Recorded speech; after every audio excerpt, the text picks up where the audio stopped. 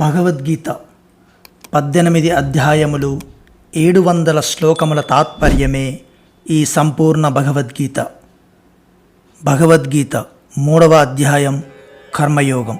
ఇంతవరకును జ్ఞాని లోకహితార్థమై శాస్త్రవిహిత కర్మలను చేయవలయునని భగవానుడు 2 శ్లోకములలో చెప్పియుండెను.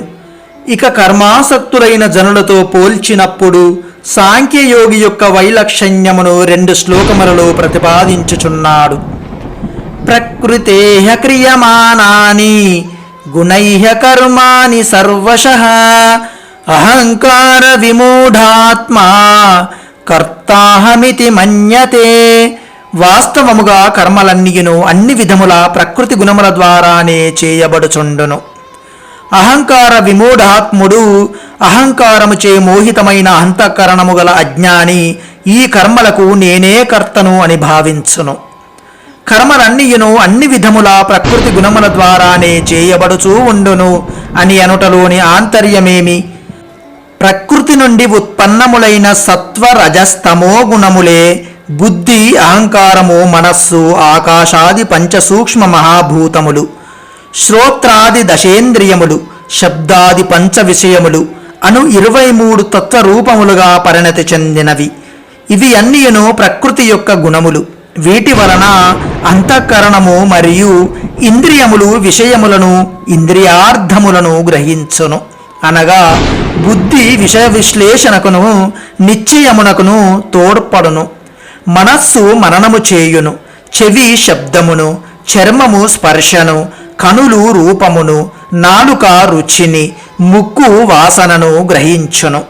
వాక్కు శబ్దోచ్చారణమును, చేతులు వస్తు గ్రహణాధికమును, కాళ్ళు గమనమును, గుదోపస్థలు మలమూత్ర విసర్జనములను చేయుచుండును.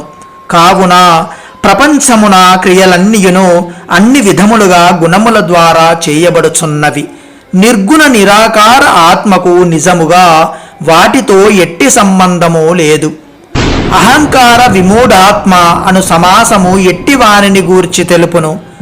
ప్రకృతి కార్యరూపములైన బుద్ధి, అహంకారము, మనస్సు, మహాభూతములు, ఇంద్రియములు, విషయములు, తన్మాత్రలు అను 23 తత్వముల సంఘాత రూపమైన శరీరమే నేను అను దృఢమైన ఆత్మభావమునే అహంకారము అని అందురు.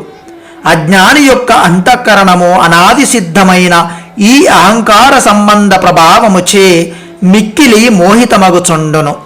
వివేక శక్తి లుప్తమైపోవును.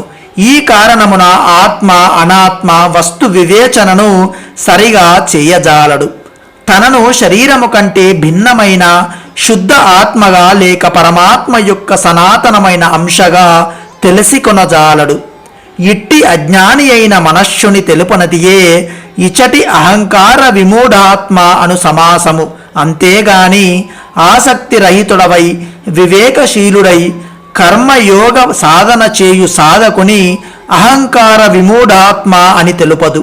ఏలననా అతని అంతఃకరణము అహంకారముచే మోహితము కాలేదు. పైగా అతడు అహంకారమును నశింపజేయు ప్రయత్నములోనేయున్నాడు. పైన పేర్కొనబడిన అజ్ఞాని నేనే కర్తను అని భావించుటలోని విశేషమేమి? వాస్తవముగా ఆత్మకు కర్మలకు సంబంధము లేకున్నను అజ్ఞాని ఈ 23 తత్వముల సంఘాతమునందు ఆత్మాభిమానము కలిగి వాటి ద్వారా చేయబడు కర్మలతో తనకు సంబంధం ఏర్పరచుకొని ఆ కర్మలకు తననే కర్తగా భావించుకొనును. అనగా నిశ్చయించువాడను, సంకల్పించువాడను నేనే. వినుట, చూచుట, తినుట, త్రాగుట, నిద్రించుట, నడుచుట మొదలగు క్రియలన్నీయును చేయువాడను నేనే అని భావించును. అందువలన అతనికి కర్మలతో బంధమేర్పడును. ఆ కర్మ ఫలములను అనుభవించుటకై అతడు మాటిమాటికి జన్మ మృత్యురూప సంసార చక్రమునందు పరిభ్రమింపవలసి వచ్చను.